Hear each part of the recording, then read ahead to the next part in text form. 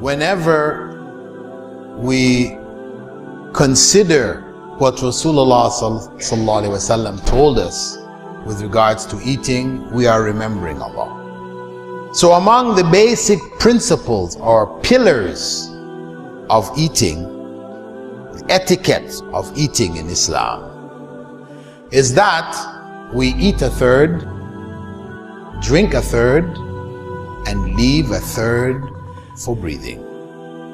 Of course, those who are used to over-indulging, because when they give you on Sheikh Google what is the capacity of the stomach, they're giving you the capacity of the normal stomach, not the capacity of people who are used to gorging themselves on a regular basis, overeating, because the stomach is like a balloon. The more air you blow in it, the bigger it gets.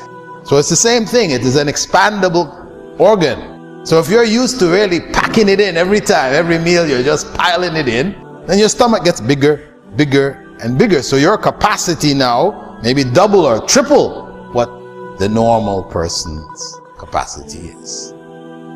But the point is that if you're able to control yourself, because the stomach, again, if you stop packing it in and you set a specific regime of how much you're going to eat, then the stomach starts to decrease. It'll go back down to its normal size. And then when you eat that 2/3, you will feel not full, because that's the whole point. You don't fill your stomach. And the Prophet ﷺ emphasized that, saying, the worst container that a human being can fill is his stomach. The worst container. You have containers, things which contain things, you pour things in them all the time, right? The worst one to fill is the stomach.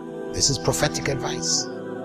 So if we are able to take this on, it would make a difference for most of us, because now we're in a generation, according to WHO, World Health Organization, from the year 2004 onwards, for the first time in recorded human history, the number of people who were obese is greater than the number of people who are starving. This is the state of the world today.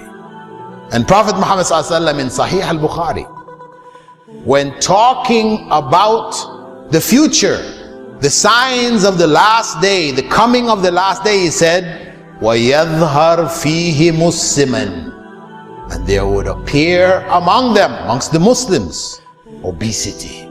Because in the Prophet ﷺ's time, this was very uncommon. Only people who had medical problems, because for some people, okay, there's a medical thing. I'm not talking about the average person. We're talking about special people. They have some problems where they eat a little bit, they get fat.